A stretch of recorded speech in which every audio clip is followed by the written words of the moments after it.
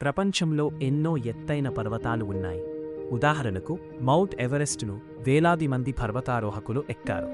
కాని ఒక పర్వతం మాత్రం ఇప్పటివరకు ఎవరూ అధికారికంగా ఎక్కలేదు. ఆ పర్వతం పేరు మౌంట్ కైలాష్. ఇది సుమారు 60-83-38 మీటర్ల ఎత్తులో ఉన్నప్పటికీ ఇప్పటివరకు ఎవరూ దీనిని ఎక్కలేదు. ఎందుకు ఇలా జరిగింది? ఈ ప్రశ్న చాలామందికి ఆసక్తికరంగా ఉంటుంది.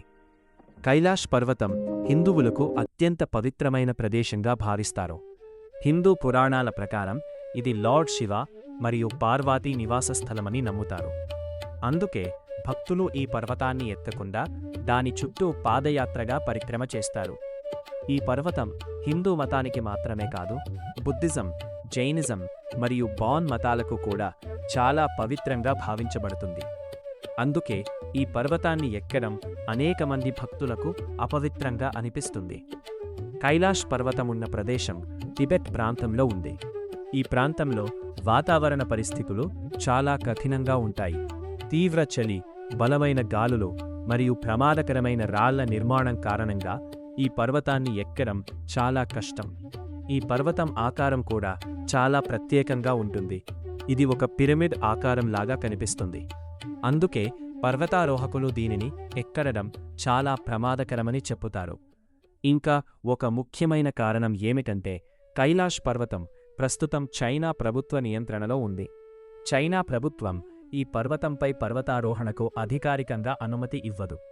అయితే భక్తులు మాత్రం పర్వతం చుట్టూ సుమారు 52 కిలోమీటర్ల పరిక్రమ చేయడానికి అనుమతి ఉంటుంది.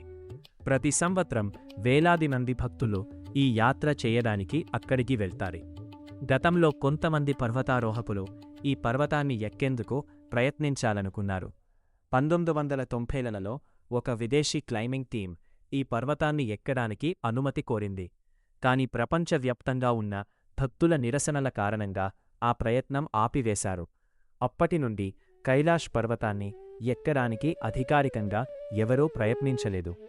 కైలాష్ పర్వతం గురించి చాలా ఆసక్తికరమైన కథలు కూడా ఉన్నాయి.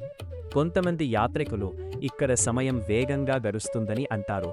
మరికొందరు ఈ ప్రాంతంలో ఒక ప్రత్యేకమైన ఆధ్యాత్మిక శక్తి ఉందని నమ్ముతారు. అయితే ఈ విషయాలకు శాస్త్రీయ ఆధారాలు మాత్రం లేవు. అందుకే ప్రపంచంలో ఎన్నో పర్వతాలు ఎక్కబడినా కైలాష్ పర్వతం మాత్రం ఇప్పటికీ ఒక పవిత్రమైన మరియు రహస్యమైన పర్వతంగా మిగిలిపోయింది.